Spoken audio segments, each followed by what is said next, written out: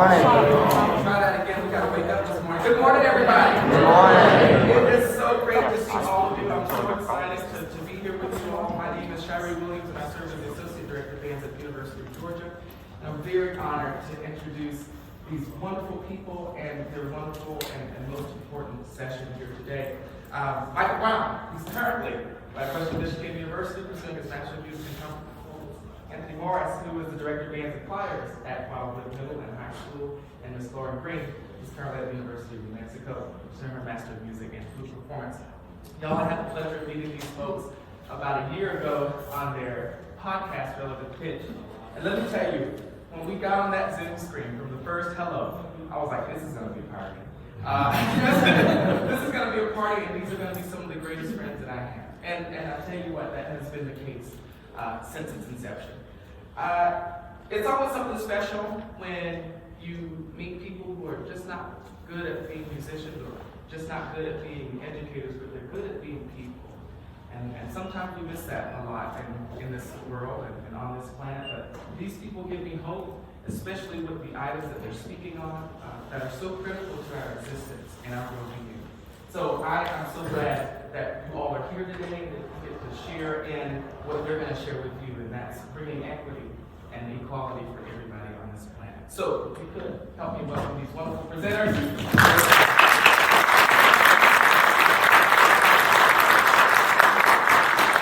Well, hello everyone. I'm so glad that you are all here with us. We are Relative Pitch, and this is live at GMEA. Let's give a hand clap for that.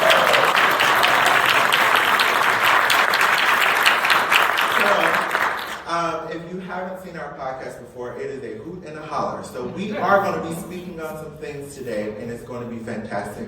I'm so glad that you're here because our title for this session is Pushing for Change from the Inside, bringing equity to the middle and high school bands, okay? And so I know everybody's asking, why in the world are we talking about such a big issue at 8:45 in the morning? Let's just say maybe we should have been more accessible. But, you know what? We're going to talk about that very soon. So first, I would like to give it on to Mr. Hello, everybody. How are we doing today? I love to hear it. Before we begin, I would like to acknowledge that we are currently standing on Creek and Cherokee land. Also, we are not experts on any of these or all of these subjects that we may be discussing in the next hour. Rather, we take from our personal experiences that are relative to us. Like, you see what I did there? I did it. I would like to point your attention to the screen above, where there's a QR code located. Please pull out your phones, take a picture for later, and then scan for now, so you can view today's program. In the program, if you turn to page 3, you can find another QR code that's clickable, because we fancy in this house. This will be for any questions you may have during the session. It is, if we cover a topic, you just want to ask a quick question, throw it on that Google form, because we will try to get to it, and if not get to it at the end of this Q&A, we might schedule another Q&A to go live on our podcast again. Just want to let you know, for warning, this could be completely anonymous, or you can put your name. Up to you. The only people that will see it is us, and we will... That's it. You do what you feel most comfortable and how you feel. Thank you so much for coming this morning. I love to see all your faces. And I will pass it off to my lovely co-host. Hello, everyone. I have the honor of introducing our amazing panelists today. When we made when we thought about who we wanted to represent this topic, especially in this state, it was just perfect, the people we chose for this, and you will see why very, very soon. So we have Miss Cecilia Clark, Director of Bands at Allatoona High School, Mr. Wolson Gustama, Director of Bands at Dutchtown High School, and Mr. Sheldon Frazier, North Cobb High School Director of Bands. And joining us via Zoom, which you do not see her now, but you will see her very soon, is Dr. Cynthia Johnston Turner, former UGA Director of Bands, and currently Dean Faculty of Music at Wilfrid Laurier University in Waterloo, Ontario. So please give a round of applause to our amazing panelists.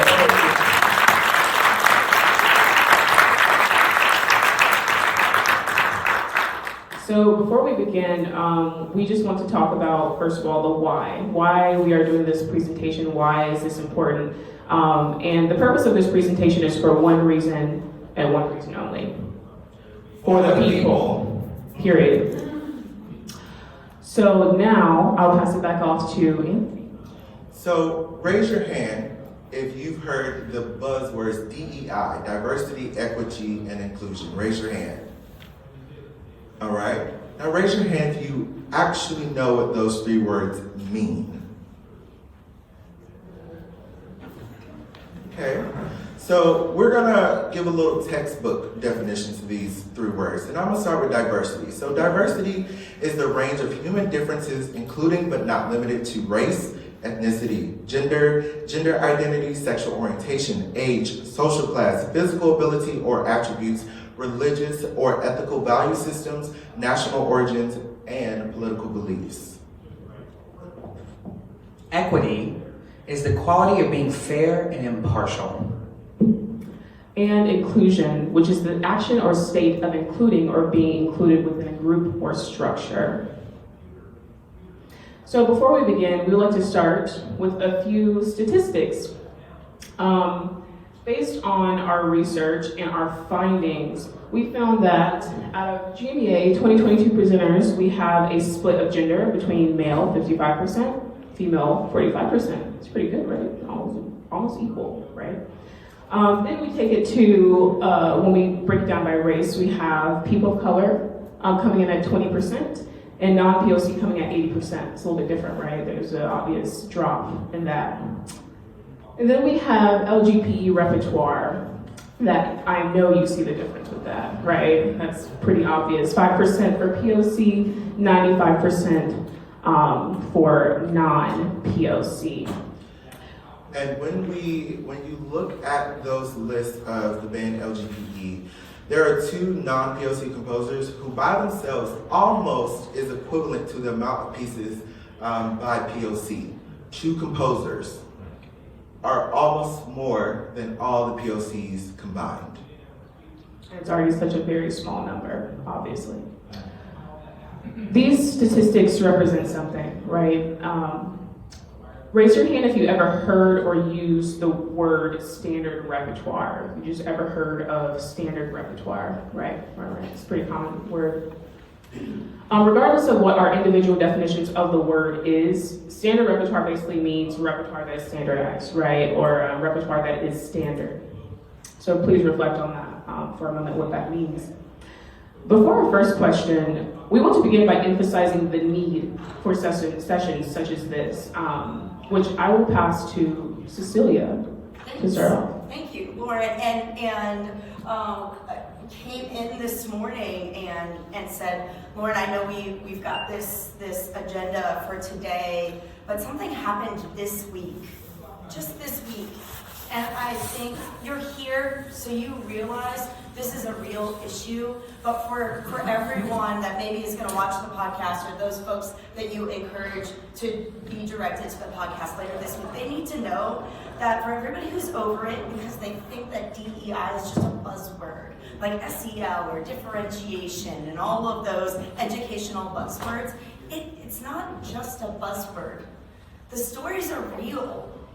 This book was released this past semester, The Horizon Leans Forward, and in this book, there are stories, and it's not just the story of Alfred Watkins growing up in a segregated South. It's also his story about his first football game where the KKK was ready to burn his house. But then it continues, it doesn't stop decades ago. It tells stories of Asian composers and conductors, of women, of diverse voices in terms of gender and sexual orientation that continue today. And when I say continue today, just this past Sunday, a group of the greatest minds, some of the greatest minds in the pageantry arts were meeting on Zoom. And their Zoom was hijacked. And it was hijacked because it was a meeting of people from equity-seeking groups. And the hijackers, the haters, they played played footage of George Floyd's murder and declared, using several racial epithets, that that's what they had planned for everyone in the Zoom. So it's a real issue today, right now, here at our precious GMEA convention. And it's not our issue because we're women, or because of the color of our skin, or because of who we love. It's our issue because we're educators. And if we're going to really push for change from the inside, everyone needs to take issue with it and be educated so that we can make our world better. So we're just glad that you're here and that we want to hear the message. Lauren, I know you have some questions for us. No, yeah, I mean, just thank you for sharing that, because it's, unfortunately, we face these things very often and continue to do it, and this is why these sessions are important, and talking about it is important. The first question, which Cecilia, since we're already, talking, I have to ask you, is based on standard repertoire and the idea of standard repertoire. So, my first question, standard repertoire is supposedly chosen based on quality, significance, and educational value. Have you seen the idea of standard repertoire bring forth exclusion? Who gets to decide what pieces and composers are worthy enough to be programmed? Who gets to decide? Let's start with that part. We'll break it down just a little bit. Who decides what repertoire is significant enough, or what composers are of high enough quality to be programmed? You do. You do. Just stop at that. No one has to tell you. It is the most important decision that you get to make as music educators. I would argue that, and some may disagree, but I believe that your students' course of study, that's what you get to decide. And that you have to remember that you're not just choosing what's significant enough to program, but what you're going to study. And then to what degree and breadth that you're going to study that literature. I think that, it goes back to we are teachers, right? And that's to say that everything, we tend to believe that everything that we choose to play with our ensembles has to be performed. No, I think we need to remember that it's the process that's the most important. So, more so than the product. So it's okay to study music and not perform it. I also think that it's important, going kind of a little bit deeper into your question, it's important to differentiate between standard repertoire and state lists. If we, Lauren kind of already alluded to standard repertoire, we're talking about literature that's stood the test of time. It's works that have been performed numerous occasions, different groups over a long period of time. Well, what or who, right, including the composers, that's currently popular or the it person or works, it's not necessarily a standard if we use that definition, but the music may be of very high quality. And so I don't think that, the standard list needs to dictate to us what is high quality. The idea that state lists equal standard repertoire somehow, or that in some way our state list or any state list is comprehensive of all of standard repertoire or high quality literature, I would say is a widely inappropriate misperception. Cecilia, real quick, not to interrupt you, I just want to show, Dr. Turner said currently the publishers decide on quality.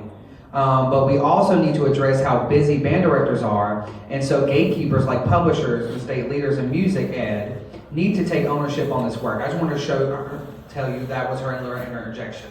Everybody say good morning to Cindy. Hi, Dr. Turner.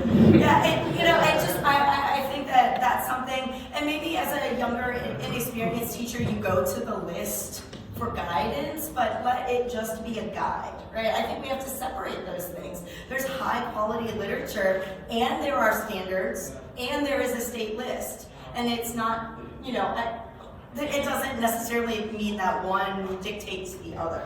So I think there are certainly standards on our list, right? But it's not mutually exclusive. Our list need to be expanded. And I think we're going to talk about that a little bit more. But I will tell you that for me personally, I don't go to the list when I'm choosing my students' course of study. I go to the list when I have to for LGPE, and that's it. Sheldon, I know, has some thoughts about this as well. No, and they're very much parallel with yours. I think you hit the nail on the head in regards to you are the gatekeeper for what comes into your band room and what your students are teaching. Just like you're the gatekeeper of what you allow into your psyche, which is why I don't watch like fight videos, but that's an aside. But like you program what you can connect yourself to. My top band right now is playing Omar Thomas, Over New David Gunn. If you're not familiar with it, that's your homework. It is the first time this is what, year 12 or 13, I guess, and it's the first time that I have been viscerally connected to a score when I'm studying. I told the students, okay guys, I was just being very transparent with them. I said, hey, we're gonna put this piece of music out in the next week or two, and I'm not putting it out yet because I've just now got to the point where I can study it without crying. And I'm talking about me as a black man in America. The sounds that are written in the score literally like echo the sounds of St. James Fire Baptized Holiness Church in Irmo, South Carolina, where I grew up. That, after Holy Night, not like tribal, like actually the sounds that I myself know and have heard my entire life. And so I think, and it's obviously an outstanding piece of music, but because I am so connected to it, my students are then connected to it. And so what you allow into your psyche, what you study mentally, physically, emotionally, what you invest yourself in, becomes what your band room believes in, becomes what the culture of your students are. And so if you allow yourself to be a person that, can be open to a culture outside of your own, we're doing that piece, but then we're also doing a piece called Vanity Fair. Wildly different, that's also homework. Listen to that as well. It's a beautiful piece of music. And even in my study, I haven't necessarily seen the lyric opera that it's based off of, but I can use my imagination. I can empathize with what the characters are as I'm studying the score. And just like you can use your imagination to believe in a cartoon mouse and believe in an older white gentleman coming down your chimney to give you, good tidings and gifts every year. You can also use your imagination to empathize with someone walking into your Bible study and shooting 9 people that you love. Real quick, I should end on that. Sorry. Hey, that was. I want to add. Dr. Turner said, if you haven't, you should all have a look at the program note for come Sunday, and really read what Omar has to put down there and what he has put in the score. Also, could y'all use the microphone? Dr. Turner's having a hard time to hear sometimes. We thought it wasn't going to be a problem, but then it did. So. Yes, we can. I'm done.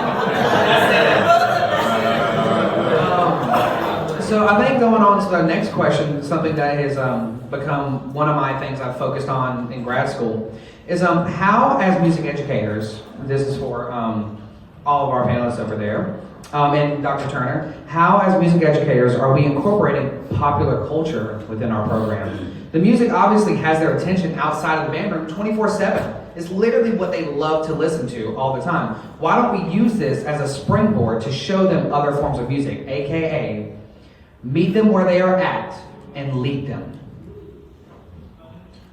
Good morning. Yes, good morning. I said this yesterday in my session. We have an obligation to acknowledge the music that our students listen to. One, because it helps us learn about them. Two, it's important that we convey the message that all music is culturally relevant and there is no hierarchy for music. So we don't need to tell our students, well, what we are working on is serious. This is real music. What you listen to is just play music. It's not, well, the music they listen to represents their livelihood. So it's up to us to understand it and incorporate it in our lessons. Like I said, if your students listen to trap rap, well, that's a lesson on triplets right there. They listen to Migos.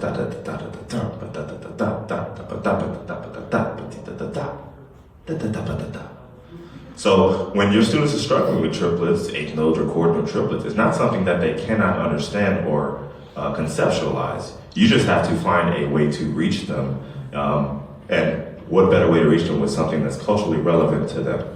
So it's incredibly important.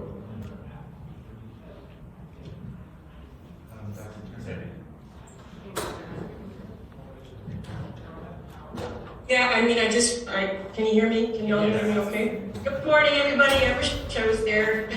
I thought what I would do is show a snowy background because I'm up here in Canada, but decided just to do my home office. And I just wanted to add to that and say, I think we should acknowledge and take a closer look at the fact that the majority of groove-based music that we get in our band programs are hip-hop beats, right? They're blues-based, and that whole evolution to hip-hop. So that's just sort of riffing on what was just said in terms of hierarchies of music and what's becoming more and more quote-unquote popular in a lot of band pieces are based on hip-hop beats. So I just want to point that out. So did you have anything? I mean, I think if I would add, I think that some of us are, and I say this because this was me at some point. Well, there's no literature like that available for concert band. But we've got athletic bands, and we've got jazz bands, and we've got chamber groups, and we've got students with skills to arrange that will be the next Laura Estes. So give them that voice. That is certainly a way. I would not relinquish it to just that. Oh, well, we only do that in marching band. Marching band is where we do popular music, because then it does have that sense of hierarchy. But it's at least a starting point. It's someplace for all of us to begin. I want to add to that. Something I think some of us don't realize, and I didn't realize this when I was teaching sectionals and all that stuff. Marching band is probably our most visible band to our community. And we can do popular music, and you're like, okay, but it's not educational. Then find the arrangers who add that educational value that you may be looking for within the harmonies and stuff. Because they're out there. Or if they're not, how about you go commission a young arranger in college who needs the money, first of all, and needs the experience to work with a living band, to hear what it sounds like while they're living and work with y'all. And that's a whole experience that Mr. Wolson talked about yesterday in this session. Bring guests in, let them have a great experience. I just want to add that it is our most visible band to our community, and that's how we can connect. So this question is going to Cecilia first. One of my big things is about doing background research to pieces. As a choir kid growing up, my big thing that I loved was spirituals. But when I would be in those ensembles for some time, I wouldn't feel like that would get to just do that Bach or Beethoven or Mozart got. We'll spend an hour and 45 minutes on those. And then the last 5 minutes of rehearsal, oh, the spiritual, we don't need to rehearse it. Oh, we're just going, it's the closer, it's easy. No, it's not. Because that's somebody's story. So I want to ask Cecilia first, what is the necessary process for background research for pieces such as American Guernica, Unspoken by Katash Copley, Come Sunday, all of these pieces that are written from a different perspective than you might have or anybody might have? What is the necessary way for that? And I know Cindy can talk specifically about some of those pieces that you've mentioned because she's done them with her ensembles, but in general, in a public school setting, I think it's really important that we approach the background to a piece consistently. That if it's not something that you do on a regular basis, I would encourage you to, because making it relevant and making it so that that connection is always present. And if you're in the state of Georgia, which I assume most of you are, it's actually in our standard to make connections, just saying because we might have written those. But beyond that, because how many of us actually teach to the standards? Sorry, my boss is here, you didn't hear that. But beyond that, I think that that's something should always be, and it should be consistent. It shouldn't be that you spend an enormous amount of time teaching the background. I'll say Cajun folk songs too, because we're playing it right now, and you talk about Frank Tikelly's upbringing in Louisiana and all of this, and then you don't ever talk about it someplace else, or vice versa. You never do that, but all of a sudden, you're gonna do Come Sunday, and now you're gonna stop and talk about it. Because then it just seems that inconsistency, like, yes, it's special, and yes, we want to make those connections, but why not always? Sam Hazo Jr. Calls it warming up a piece. Before he starts a piece, he always warms it up by talking about, the motivation behind it.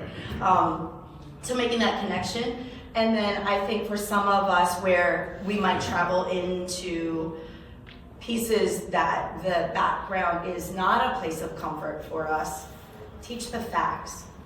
It's okay to teach the facts. You don't have to insert your opinion. You don't necessarily have to make it a conversation. You teach the facts. And then hopefully, organically, coming out of that will be those conversations and those personal experiences that you are able to then bring to life for your classroom.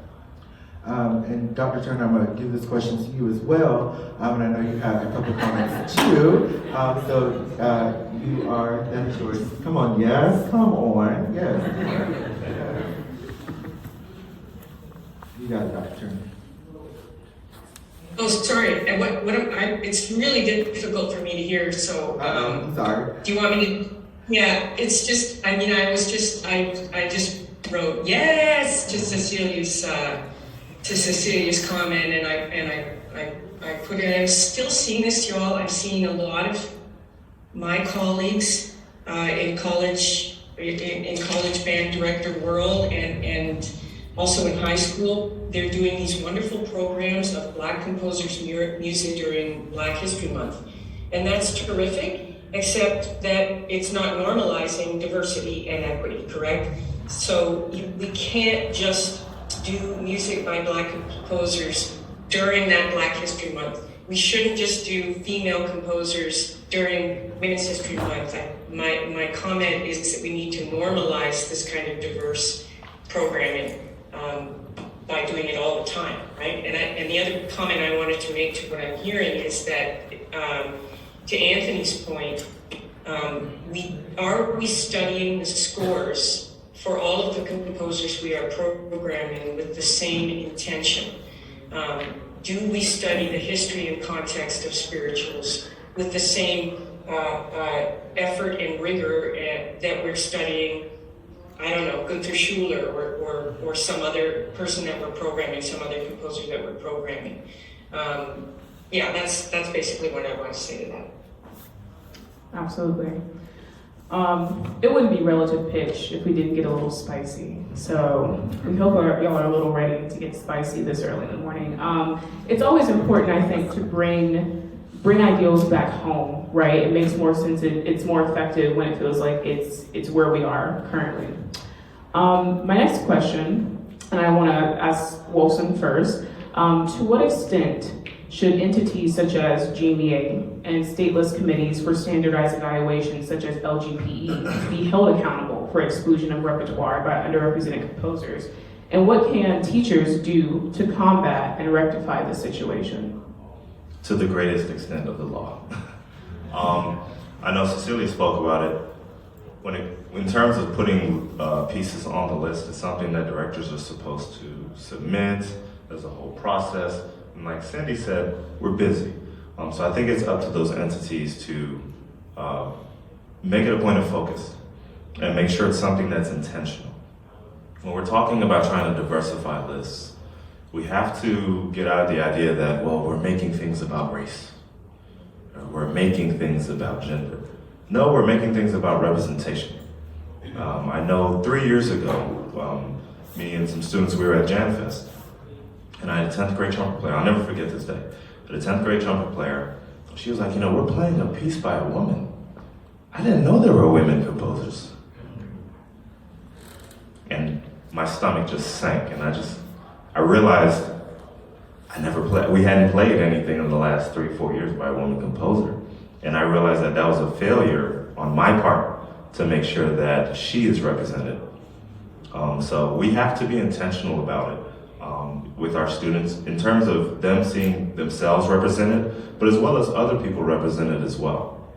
So if I teach students that are predominantly Caucasian, I need to bring in clinicians, and I know I'm not talking about composers, but I need to bring in clinicians that are African American or that are Asian or that are not Caucasian, and vice versa. It's up to us to expose our students as much as possible to all facets of music making. So, yes, we submit things to be played, but the entities themselves have to take ownership of diversifying the list. The stat that Mike gave about the 2 composers equaling up the entirety of POC, that was just mind-boggling to me. And something has to be done. Cecilia, did you want to add something?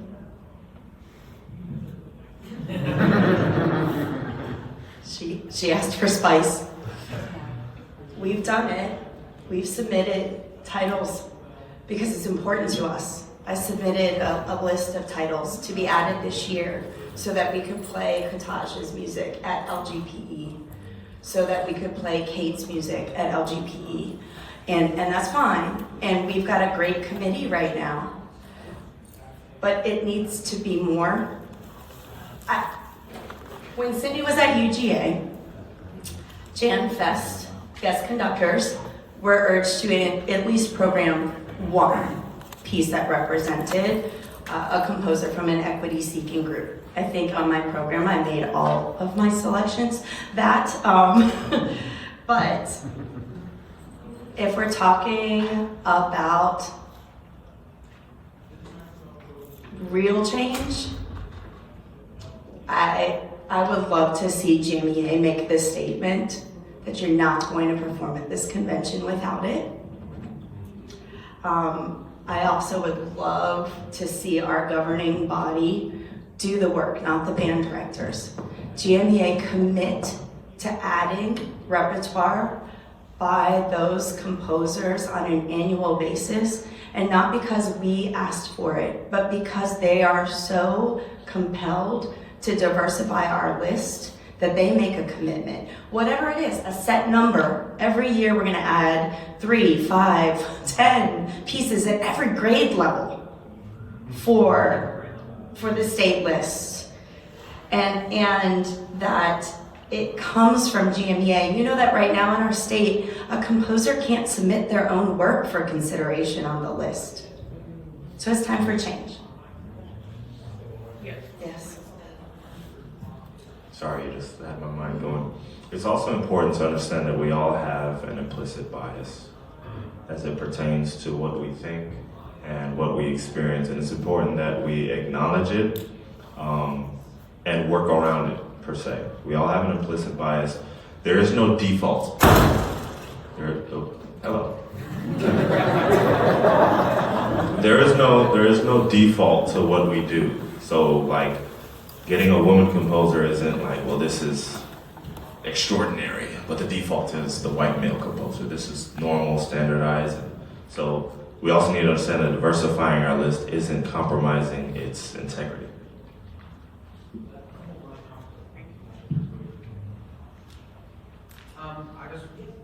I just want to mention one thing that Wolson said to me, or said, resonated with me, and I feel like it's been left out of the thing when it comes to diversity, equity, and inclusion. Before we move forward and get better, we have to admit our mistakes. When I was a chamber coach, I look back on it, never programmed anything that wasn't by a white dead guy, because that's how I was taught in brass quintet, was through all that rep. We can't do how we were taught. That doesn't work anymore. That's not how we should have taught. We should develop our own pedagogy and move forward. So that is, I look back at it, had a whole mental breakdown. I was like, I'm a horrible educator. I should never teach again. Like dropped out educating for like 6 months and like really had to think about it. But if you don't look back and does it affect you, you can never move forward. Going to our next question about some applicable applications, I use the same word twice. In what ways do we structure either your curriculum or program to make sure all of your students have a sense of belonging and ownership? And this is to Sheldon to help everybody, to help all of us. Yeah, I think it's important to realize that for every other, there is a layer of armor that your students bring into the classroom. Racial, sexual, anything. They come in with this feeling of, as a 14, 15, 16, 17-year-old, in order to function, to survive, there's this kind of coat of armor that I have to kind of, when I walk into a room, I have to survey and go, okay, how many of the black people are here? how many other this or that are there. And that's just a part of kind of how we see things. And I think that this part of this conversation is, yes, being aware of a number of the different kinds of people that are in your ensembles and your program, but then also recognizing the fact that they have that suit of armor. My old school called it baggage that your students will walk into the door with. And so I think that there's a twofold argument here. Number one, of recognizing, yes, the awareness of different cultural backgrounds and ideologies are sitting in front of you, but then also with however different that is from the mainstream, there is something that person has had to do to in some way assimilate. One of the things that we applied this year was, I would always have students, I don't know if this happens to you, but you'd have students that walk into your office and say, Mr. and Mrs. So-and-so, I heard this thing about this person. This person said something really unsavory, and I don't really tell you about it, but I just think you need to know. I'm like, okay, what can I do with that? Like, what am I able to do with this vague information that you're giving me? And so I realized that some students might not be comfortable necessarily sharing what they might feel in regards to feeling slighted or feeling like someone has not recognized or seen them, or someone has said something unsavory to them. We did this thing called raising a red flag. And so we have a little box that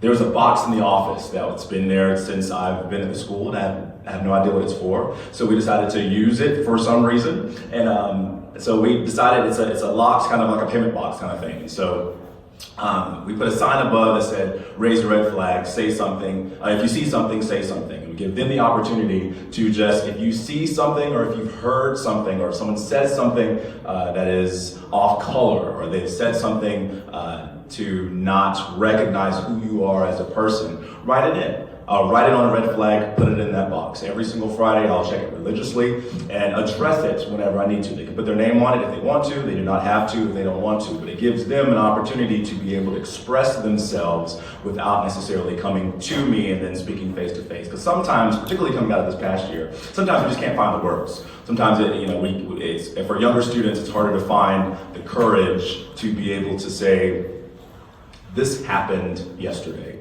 Someone said this to me. This, or even me, if I say something that is off color, they can address that on that red flag.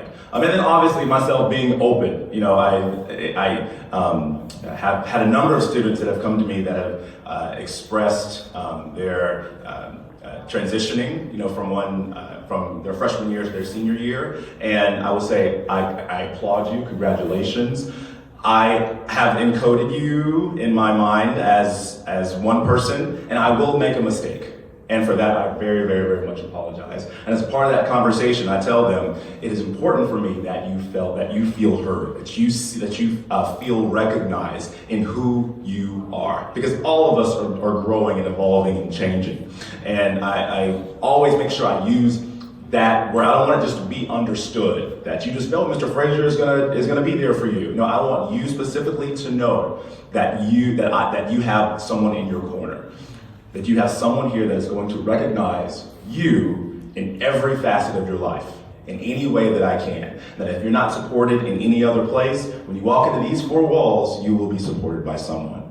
So using those words and being very obvious and being very intentional about making sure that students know that you hear them, you see them, and you're there for them. Wow.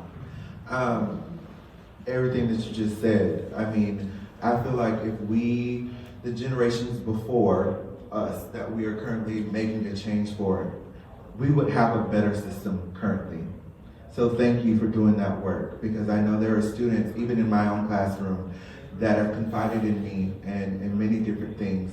And when I go home, I'm like, wow, they trust me, y'all, they trust me. But it's because I know how it feels to say, I've never said this before, here's who I am.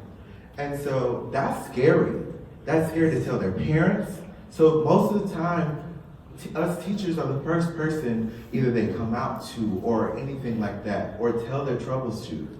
So we have to really carry that like it's a diamond, because their trust means a lot. We can't make the music that we love without their trust. And so it kind of leads me to the next question to Dr. Turner. On the realm of how to be an ally.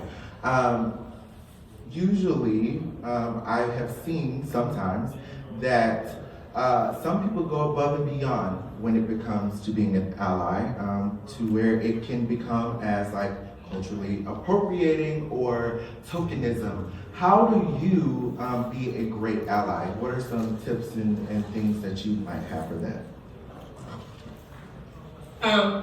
Good morning again, everybody. I think I need to acknowledge something before I get into some practical things that we can all do. I want to acknowledge that I am not always a great ally. I have a lot to learn because of my privilege. There have been so many times in my career that I have felt, I don't know, perhaps as a woman, that I needed to prove myself and my self-worth, that I rarely, if at all, considered the oppression of others.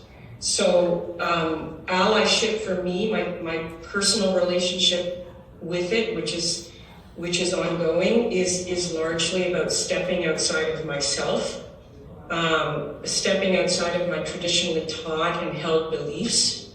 We mentioned quality. We're skirting around that issue, but who has defined quality for us, right? And what that actually means. Stepping outside of my privilege, if possible, and listening carefully to those around me who are not white. So allyship is a noun for me because I believe that there is systemic racism. I believe that many of our institutional and social societal systems marginalize others. And so I believe that those of us who are white and cisgender have an obligation to be allies. Allyship is a verb in the sense that to be an ally means that I'm working very hard at being an ally for justice and checking that I'm not being a white savior. I'm partnering, I'm collaborating, I'm listening, I am speaking out, and I'm acting intentionally. I do want to say that I think it's important to acknowledge as well that some progress has been made and is being made in the wind band world. But we have a long way to go, and we can get into what progress some grassroots organizations and things that are slowly happening at Midwest, but for the purposes of this, I think we can all agree that we have a long way to go. So we are seeing more diversity in the wind band world, but equity, not so much. So there are basically three areas that I think that we can think about being more intentional. Representation at conferences and in leadership, performance and study lists, repertoire and programming. These are the three areas within the wind band field that I think need to be addressed. Ideas: hire more women, hire more BIPOC and queer composers, conductors, and clinicians to write new pieces, address your students, judge your performances, elect and appoint more underrepresented and equity-seeking populations into the leadership positions in regional, state, national, and international organizations. And once they are there, listen to their stories and ideas for change. And for goodness sake, because I still see this, take on all those posters in your band room that only show white men playing brass instruments. Address outdated, I'm sorry, I'm reading because I wanted to sort of organize my thoughts. Address outdated repertoire lists, we've talked about this already, that marginalize entire groups of artists. Call it out, especially if you are in a place of privilege. Don't be afraid to speak like I was when I was younger, to gatekeepers of such lists, and demand better. Be intentional with programming. Consider what quality means and who gets to decide. I know we're harping on that, but it's a big issue and a systemic issue when we talk about quote-unquote standard repertoire. Think about relevance. We talked a little bit about that as well. What is relevant to your students, your community, your administrators, to the world outside of the wind band bubble? Okay, here's some small steps. Do I have time, Anthony, to just go through some small steps? Okay, educate yourself. Visit And We Were Heard, and I think these resources are going to be available to you at the end of this. Composer diversity and colorful music websites to access recordings and music that you might not know about. Join social justice music educators on Facebook. Go with an open heart to clinics and sessions and conferences that specifically address issues of diversity, equity, inclusivity, and intersectionality. You're here, and that's awesome. Listen to TED Talks and podcasts. They're available at the end of this. Amplify your personal efforts. Don't be afraid to amplify your personal efforts and amplify the efforts of others. Tweet and retweet posts about wonderful new works by underrepresented composers you have programmed and want to know more about. Contact living composers. Just do it. They want to hear from us. Commission or jointly commission living underrepresented composers perform and re-perform their works. Find colleagues who are programming underrepresented composers and reach out. When introducing yourself in person or in an online environment, add your pronouns. Confront anti-queer jokes in your rehearsal spaces. Let your students know that those jokes will not be tolerated and why they will not be tolerated. Learn about the range of sexualities in the queer spectrum. Post a rainbow sticker on your door. It's that easy. It's a very small gesture, but it matters. And finally, start with why. Cecilia talked about this and I love it. I read a book in the summer called Start With Why by Simon Sinek. I highly recommend it. Why is the majority of band music written by white cisgender men? Just ask why. Why are there mostly men in positions of leadership in our field? Why do our students need to understand what inclusivity means and what it looks like and sounds like? Why do our students who are Black need to see and hear from Black composers, conductors, and clinicians? Why do our white students need to hear those same voices and see those faces? Why do girls need to see women in leadership? And why do boys or non-binary students need to see those same women? Why should we care about this? I can always be a better ally and I have a lot to learn, but we must own our privilege and biases and accept the work we need to do. We won't always be good at it. We will make mistakes. Accept that and move forward. I got one thing to say. Thank you, Dr. Turner. That was it just opened up something to me. The risk of saviorism, that delineates everything we're trying to work for. The minute that happens, you're not making room at the table, you're taking the table. If you have privilege, you move the table to them. You give them the table. You make room in all these committees, not just DEI committees. Why don't you just throw them on the real committees? Because they should be there anyway. So if you have a source of privilege, use it and don't become a savior, because then that just, why are we here? Honestly, if that happens. And I think Anthony has a great question to ask. Yeah, before I ask that, the point of why, before you go back into your classrooms and before you try to really put some of these things that we've suggested into your class, really ask yourself, why am I doing this? Why am I a teacher? Who am I teaching? And why do I want them to love this just as much as I do? Because if you can answer those, your students already feel welcomed. Already. And so we have a question for the whole panel, but I'm going to give it to Mr. Frazier first. It says, do you feel as though there is an issue of people in marginalized groups also not being sensitive or international enough in DEI issues? How can we check ourselves no matter our background? Good job. Yeah, I feel that for sure, because here's the thing. I was talking to you earlier about like those suits of armor that a lot of people put on. I grew up in Lexington, South Carolina. If you know anything about Lexington, South Carolina, there are not a whole bunch of people that look like me in Lexington, South Carolina. And so I grew up with that. My mom loves to tell the story. I was there from like kindergarten through the 5th or 6th grade. And as you can imagine, those are like essential formative years. And my mom asked me one time, she told me about the story when I was a kid. She asked me, or I asked her, I said, hey mom, she was pick me up after school, and I said, Mom, when am I gonna turn white? Okay, right, I know. That's what 35-year-old me is saying the same thing, like, oh child, what was you going through back then? But it was because that's what I was surrounded by.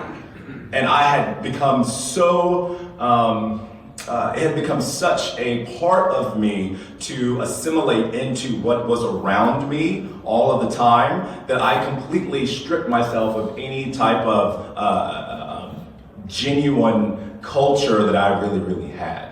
And so I think, and I was talking to one of my friends about this, and we talked about like generations of how, you know, we now can look at like my parents' generation, and we can look back and go, you know, why were you so intent on us going to college? Why were you so intent on us having our hair look just like this? But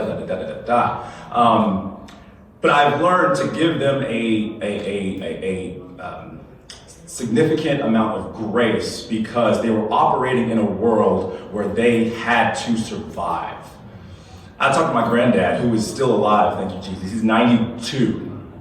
And he was growing up in Greenville, South Carolina, and born in the 30s, growing up in the 40s. And he would tell about some of the stories that he one time went to go get a hamburger. And, you know, because, you know, one of his 8 children was like, hey, you know, Daddy can get a burger. And so he went there, and he went to the restaurant, and they said, well, you know, we can serve you, but you got to go around back.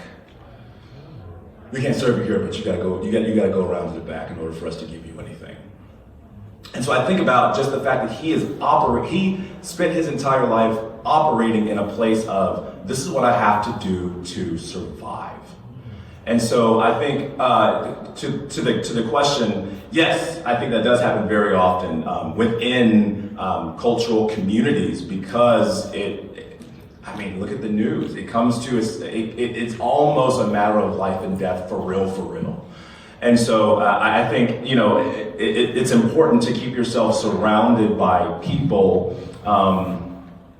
that can ground you, that you can stay grounded with, people that you can speak about these experiences you're going through. Because I didn't really peep that until I became an adult. Like, I didn't even think about what, you know, and then obviously do like a year of therapy. Therapy works, by the way. I went through, and I'm talking, and all these things are coming up about just things that I had just been operating in my life. Just like, this is just Monday, Tuesday, Wednesday, Thursday, Friday. Not even thinking about the effect that it had on my psyche, that it had on who I am as a person. And then honestly, how I look at other people that look like me. You know, just because I had spent so much time trying to become something that I'm not, wasn't ever going to be, and am not to this day. That I then had to kind of circle back and go, this is what was happening. My mom put me in those schools because she wanted me to have a very fine education. She wanted me to be able to, it had been hammered into her mind that in order for your child to succeed, they have to go to this school.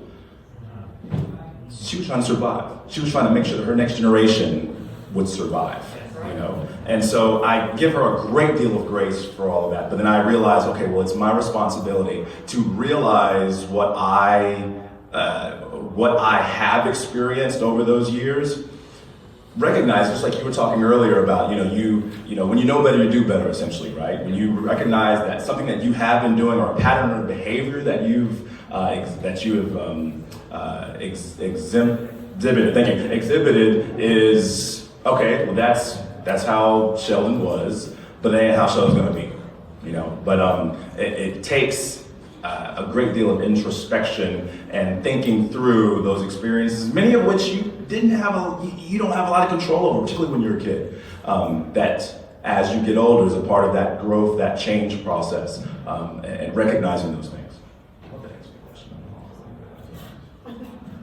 I don't remember the question, but I just wanted to speak about some of the stuff that you. It is incumbent upon people that are part of equity-seeking communities to challenge our implicit bias, or the need to police ourselves when we're in different, to police ourselves when we're in different,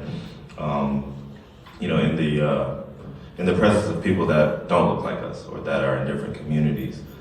We have our own biases that are detrimental to our development, and it's something that we have to work on. Like, so for instance, to this day, I have to give my mom grace as well. My mom was born in Haiti, so she grew up in Haiti, then came here, so she has certain survival mechanisms that have been ingrained in her as well, as in, here I am in America, this is what you have to do.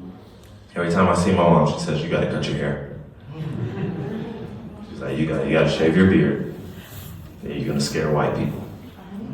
Honestly, she's like, I'm afraid you're gonna get pulled over, and the cop is gonna think this, and blah, blah, blah, blah, blah. And it's a real concern for her and for me, because we know the realities of what, the world we live in. But it is incumbent upon us to not police ourselves when we're in, like I said, when we're in the presence of others, so that they can learn who we truly are, because it's exhausting. So I think there are people that are not in equity-seeking communities that have been oblivious to the fact that for most of their entire lives, people from outside of their communities police themselves in their presence, and they had no idea. So they don't know where that anger comes from. Like, a couple summers ago, and we see everything going on, they're like, what? I mean, you vote now, and you vote, and Obama was president, what's the problem? Same thing for men and women. A lot of times I see conversations between men and women, or people that are cisgender and people that are not, and we don't understand where that anger comes from. And a lot of times we have to understand it comes from the fact that they police themselves. People are policing themselves in the presence of others, and it's exhausting. Yep. Yes. Yes. First of all, can we just thank all of the panelists right now?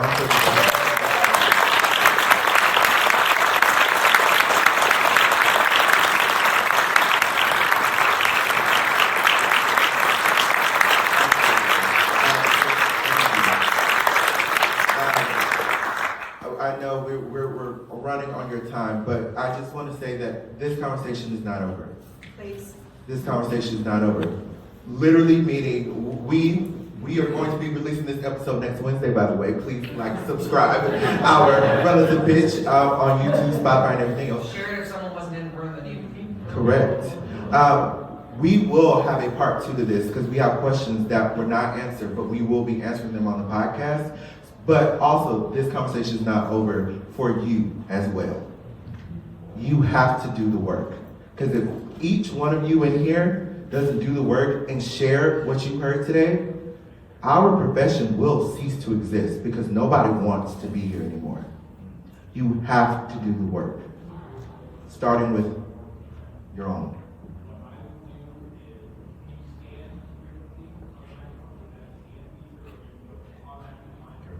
Oh, my list. Oh, there's a list. I'm so sorry. I wasn't even leading this program because we were getting on. There's a list of resources that were prepared by underrepresented composers and on our website. Please check it out. Please share it. And it's on your program on page 4 where you can find the link. Yeah, there's also, we have questions to ask yourself as a band director also on page 4 of the program. And our website is relativepitchpodcast.com. And also, all of our past episodes are also on YouTube, Spotify. Please go check them out. We have had amazing guests on and conversations just like this online. And so just thank you again for being a part of this. Like Anthony said, this is not over. This is the beginning, nowhere near the end, not even in the middle, but it's progress, and that's what we're asking for. For those of you who ask questions, like we said, we'll be talking more about it. Send us an email, relativepitchpodcast@gmail.com. We'd love to just chat. Instagram, Facebook. Right. Come talk to us afterwards. We'll be up here. And just thank you so much again. This is, for us, it's an honor to be able to talk about have these conversations at a place like this. You know what that represents. So like Dr. Turner said, we are going towards somewhere, but it's just the start. So thank you again. And one thing before we go, if you know anybody who has opinions on these topics that you think you would love to hear on a podcast, can you please either email us or comment on our YouTube or on our Facebook page, because we want to bring them on a podcast and let their voice be heard as well, because their voices need to be heard. So if you have anybody in mind, either tell us, email us and everything. But thank you so much for being here. You were doing the necessary work. Thank you.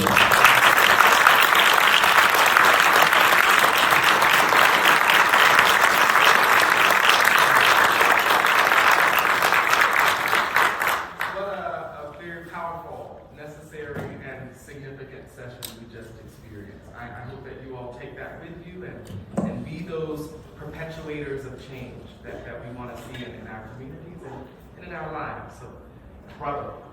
On